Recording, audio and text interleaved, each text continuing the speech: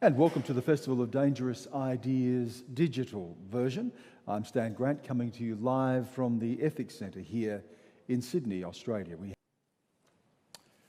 Thank you, Marcia. I'm sure you'd all agree that it was a remarkable speech covering so many areas of our lives and our country, from law to history to politics and philosophy. And Marcia, by the way, please send in your questions. We're getting a couple coming through now, and I do want to go to some of these questions as they come through. I just wanted to start, Marcia, with exploring the psychology of what we're talking about here, because you have touched on this.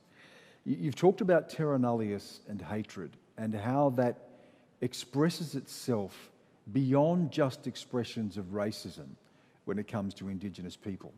And while terra nullius erased our existence in the minds of white Australians and in the lives of white Australians, I wonder too that it didn't have an effect on Australians themselves. I wonder if you could just consider that part of the equation, the illegitimacy that still sits at the heart of this nation, having failed to properly reconcile and recognise the place of First Nations people, having claimed a country on the basis of a legal fiction, and what that does to a settler population in terms of how they see themselves and how they may internalise that in the expression of the hatred that you've spoken about tonight.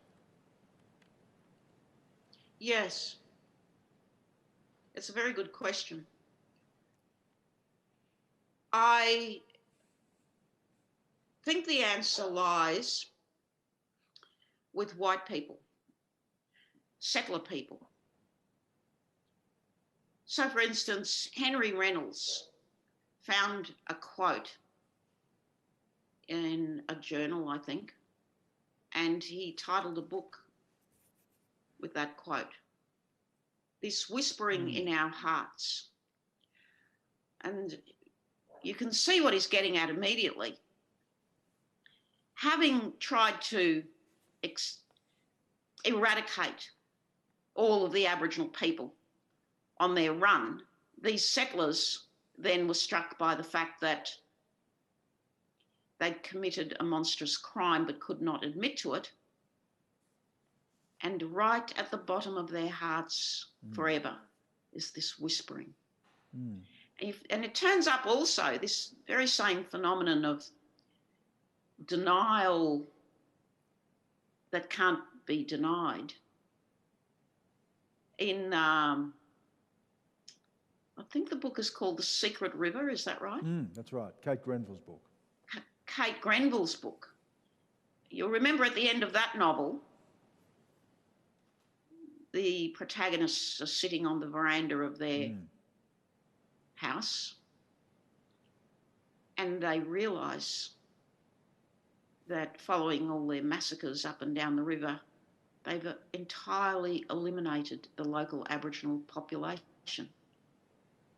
And I think she captured that the way in which those settlers, her imaginary fictional settlers, but not so imaginary, based in historical fact, as you know, must have tried to come to terms with themselves as murderers, but had to face the rest of their lives pretending that what they had done was somehow legitimate. They cannot legitimise it. They just cannot.